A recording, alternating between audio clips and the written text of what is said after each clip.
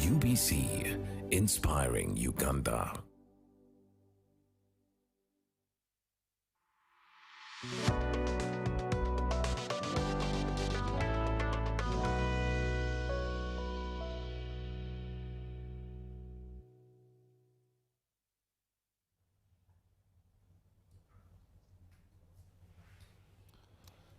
Good evening and welcome to Behind the Headlines. My name is Timothy Nyangweso. Happy New Year to all of you that are watching us tonight. Very exciting to be able to start the year this way. It's 2026 and today we look at the expectations, the outlook of 2026, what will influence the politics, the economics, but also the social being of all Ugandans. When we look at this year in hindsight, looking at 2025, what areas should we be paying attention to, but also what will be the enablers of us moving forward? The elections seem like they'll take the first half of the year, and that will be the biggest discussion today on how its effects and implications will take on the Ugandans, both in their pockets, but also on the livelihoods that they have. Tonight, the panel that I'm discussing this topic with, let me start with the lady on my immediate left. Yvonne Mpambara, who is a lawyer, a social activist at that. Good evening, Yvonne, and it's good to have you. Good evening, Timothy. Thank you for hosting me. Happy New Year. Happy New Year. Making his maiden appearance on our show is Moses Kidega Ogengroth, who is a member of the NRM, but also a member of the Youth League there. He is a lawyer at that. Happy New Year, Moses, and it's good to have you. Thank you, Timothy. It's a pleasure to be here. To the viewers, a very good evening and a Happy New Year to all Ugandans. When we want to discuss economics, we go no further than Dr. Fred Muhumza, who is a director at the think tank at MOOBS forum there. They discuss everything economics. Doctor, it's good to have you and Happy New Year. Happy New Year. It's a pleasure to be here and to see and chat with the Ugandans who have crossed into the year with us. Someone met me and was discussing the maize mission. That's a conversation that we need to continue later on. Also making his maiden appearance here, he is a candidate for Makindye West. He's a lawyer. Ronald Tugume Apuli is with us this evening. Ronald, it's good to have you. How are you and Happy New Year? Happy New Year to you, and thank you so much, and I'm very glad to be making my debut on the Behind the Headlines, and I'm hoping for a good discussion. I'm looking at the big brains surrounding me, and yeah, so welcome members as well, and thank you so much for giving me this opportunity. Lastly but not least, the government is present. The Director of Publicity and Communication at the NRM Secretariat, Honorable Emmanuel Dombolumala, is with us this evening. Honorable, good evening, and it's good to have you back. Good evening, Timothy and my colleagues. Happy New Year to everybody and to our viewers on the other side.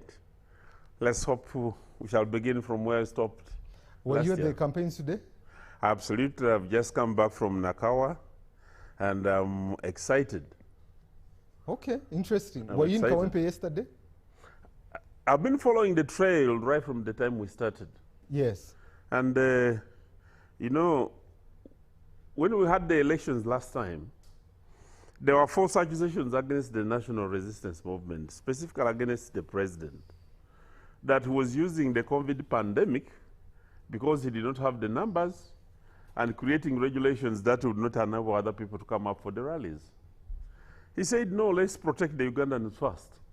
If it is calling people, there is no better person to call the people than the NRM. And when he said so, he thought he was joking.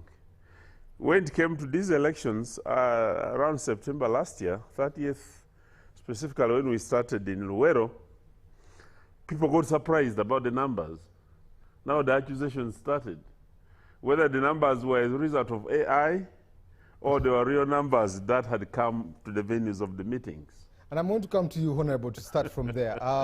We're streaming live on YouTube. Get there, let us know what you think. But also, if you want to on X, on our spaces there, drop your comment, let us know what you think.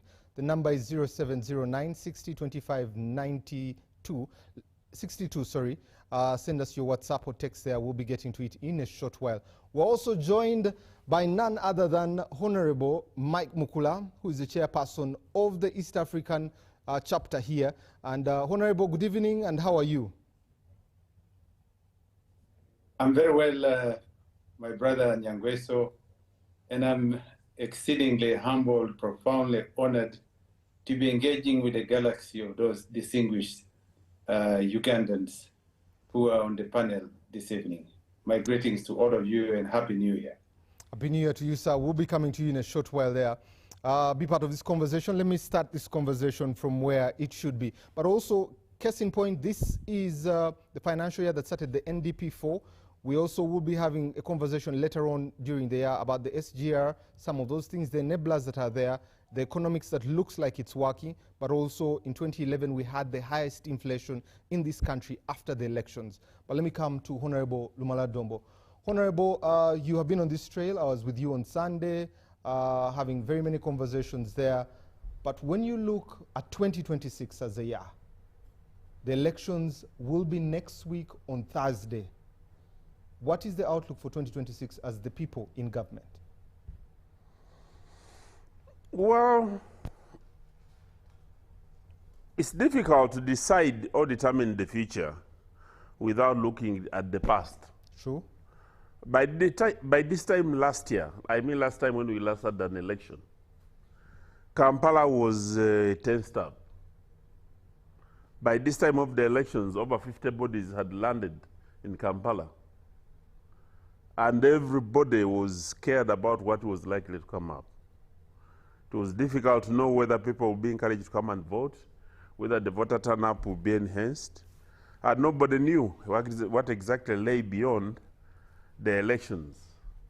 And let alone the pandemic itself, because of the scare it had created, and the fears, and the death that were there because of the pandemic, but the politics itself had also created its own death.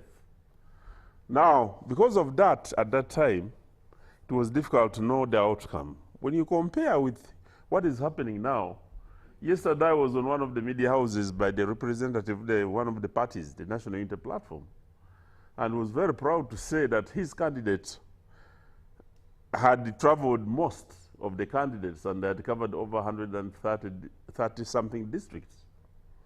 And when you look at the calm in Kampala, right now we're on a program and everybody is going to walk back home. I'm leaving here, going to Lira directly because tomorrow we shall be having the president in Kole and Lira districts, where they will be concluding on some of the unfinished business.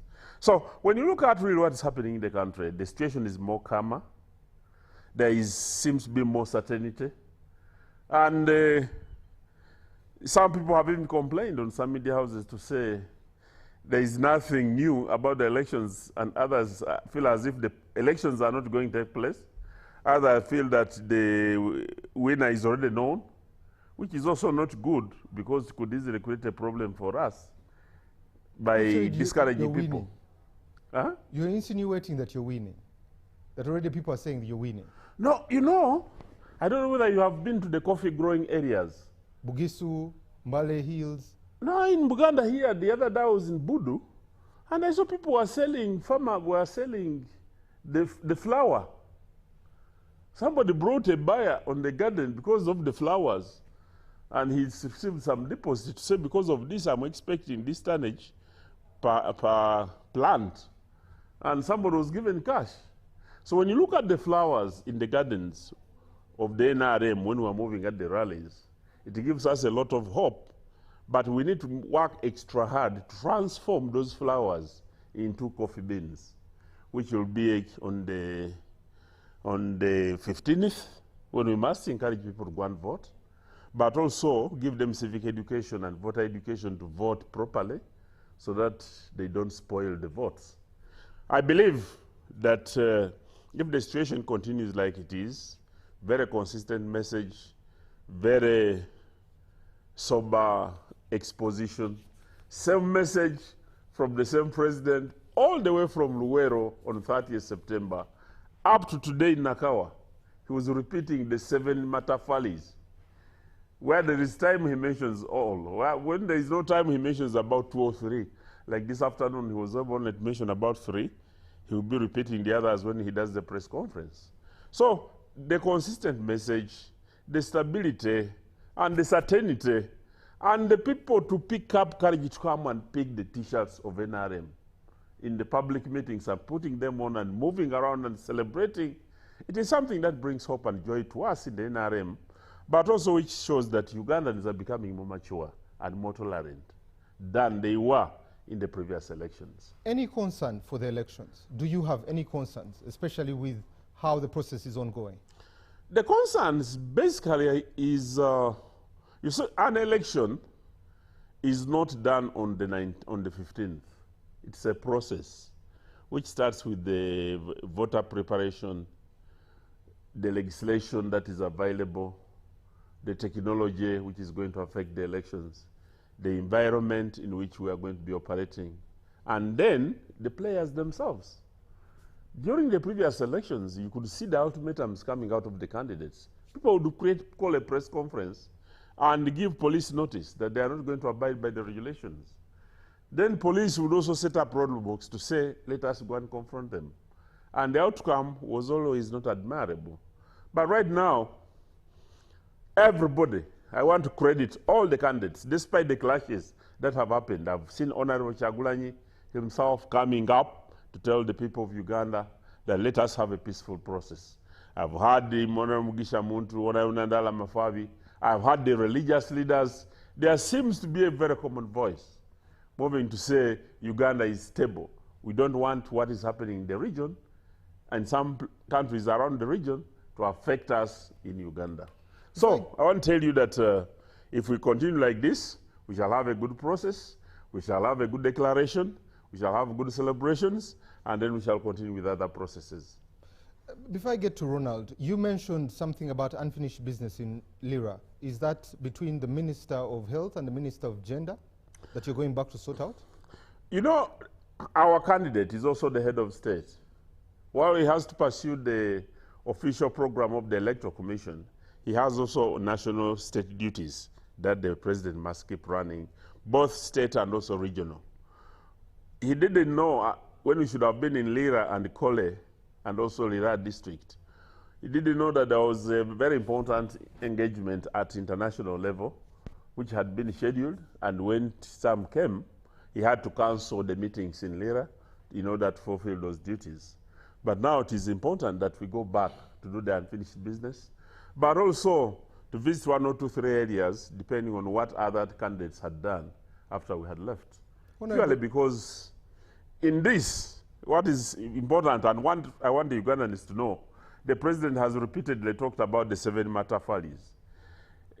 One foundational tafali, the Ugandans that should know. Our brothers in National Unity Platform talk about people power. The NRM in the Constitution will say power belongs to the people, who will use it to determine who will lead them. To see a president of Uganda who came to power through the barrel of the gun, he has the power, he has the army, but he goes to plead to the people of Uganda to say, elect me. This is something very fundamental, and is a fundamental change that we must uphold. Okay. Ronald, let me come to you. You are a player in these elections in Makindye West. How is the ground, and what are your chances? Thank you so much, Gweso. The flowers, I will borrow his analogy. The flowers are many. So we are just trying, we have 6 days to go now, trying to make those flowers turn into berries. But the ground's good. I have moved on foot the whole of my constituency. I'm left with only 2 parishes now. I have 12 parishes. I started in Murungo. Those of you who know Makindye West in Murungo, came through Buziga, Lukuli, Nsambya, Katwe, Clock Tower, came through Katwe, Rubiri, Chibuye,